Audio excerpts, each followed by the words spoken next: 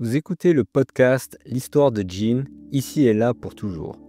Précédemment dans l'histoire de Jean, après s'être perdu de vue pendant 20 ans, Théo se rend à la clinique de Jean pour remplacer sa cheville, mais semble avoir une autre idée en tête.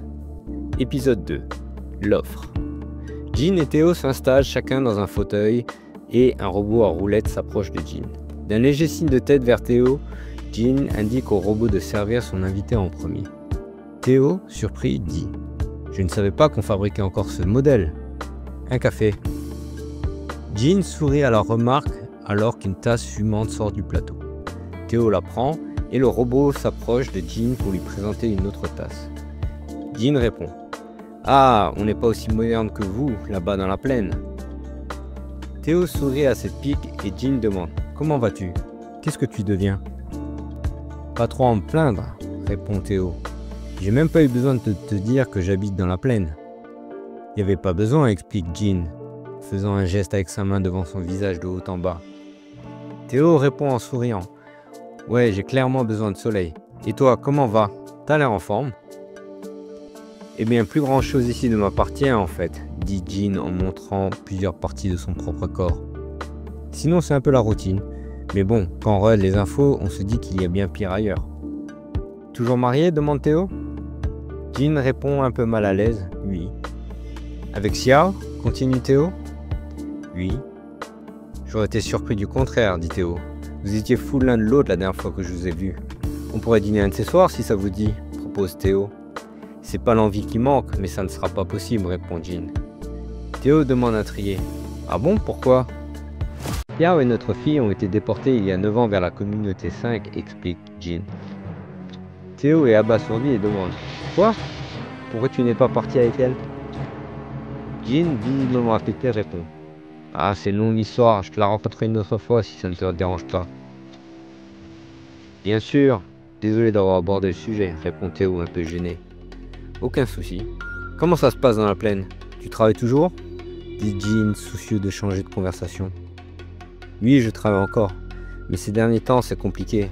Je bosse pour une entreprise appelée Omni. »« Oh, je vois, » dit Jean.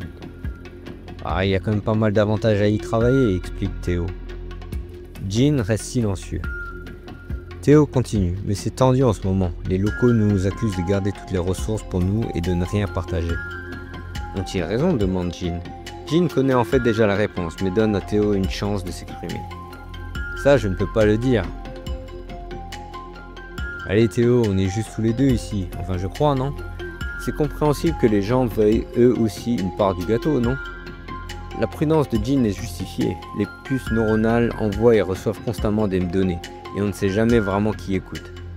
Théo esquisse un sourire, comme amusé par un dernier message reçu à l'instant, mais reprend vite son sérieux. « Jean, tu sais bien que ces gens ne s'intéressent plus à rien, ils ne travaillent plus, la plupart n'ont même plus de raison d'exister. » Jean est visiblement choqué par le manque d'empathie de son vieil ami.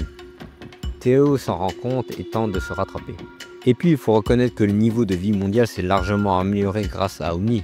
Plus personne ne meurt de faim, on peut presque tout soigner, chaque partie du corps est remplaçable, on travaille seulement si on veut, et il n'y a presque plus de fake news. Oui, le niveau de vie s'est amélioré, convient Jean. Mais Omni a caché ses méthodes au début. Et maintenant qu'on connaît la vérité, je ne peux pas accepter de vivre mieux au détriment de ceux qui sont restés là-bas. T'es resté quelqu'un de bien, Jean. Mais eux, pourquoi restent-ils encore là-bas? C'est indécent. Je ne pense pas être quelqu'un de bien forcément, juste humain. Et je ne crois pas que ce soit vraiment leur choix. Avec la montée des eaux, les déportations, les révoltes et l'IA qui a pris le contrôle du quotidien, naître sous une bonne étoile n'a jamais été aussi vrai. Ah, tu n'as pas tort. Mais toi, pourquoi es-tu encore ici? Demande Théo. Tu n'as jamais envisagé de venir dans la plaine? Jean demande alors en plaisantant à moitié. Ah, on y arrive. Tu recrutes? Ce n'est pas si loin de la vérité, répond Théo. Le conseil d'administration veut officiellement que tu rejoignes Omni. Pourquoi moi? Vous êtes déjà d'excellents chirurgiens, demande Jean. Oui, mais aucun n'arrive à accomplir ce que veut le conseil. Et que veulent-ils exactement? Demande Jean. Transférer un cerveau ou au moins une conscience dans un humanoïde. Ah, donc ils ne veulent pas seulement des humanoïdes avec des émotions, ils veulent l'immortalité. Est-ce vraiment bon pour l'humanité? Ce n'est pas à moi d'en juger, dit Théo. Mais tu as déjà travaillé là-dessus, non? Oui, mais ça remonte, explique Jean.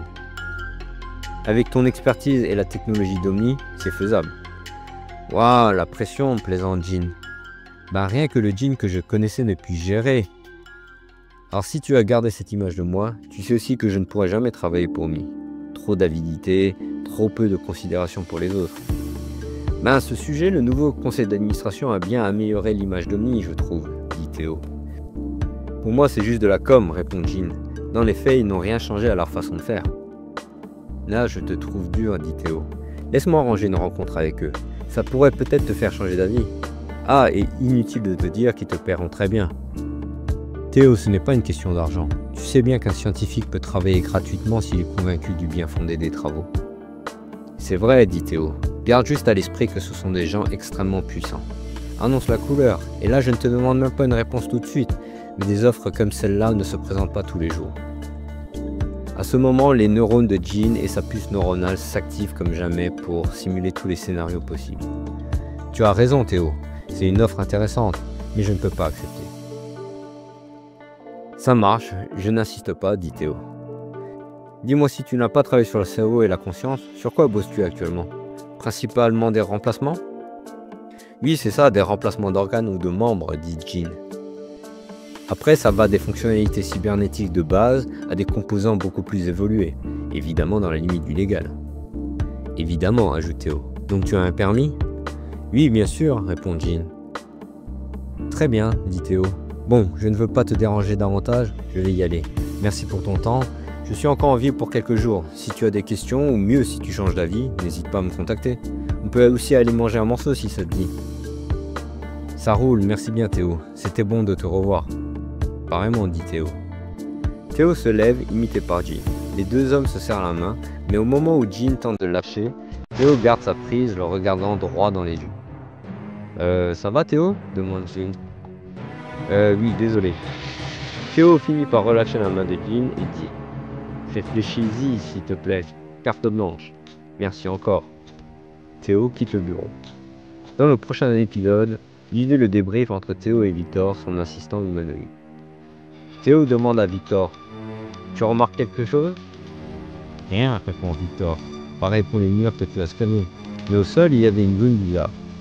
Abonnez-vous pour la suite. Merci et bonne journée.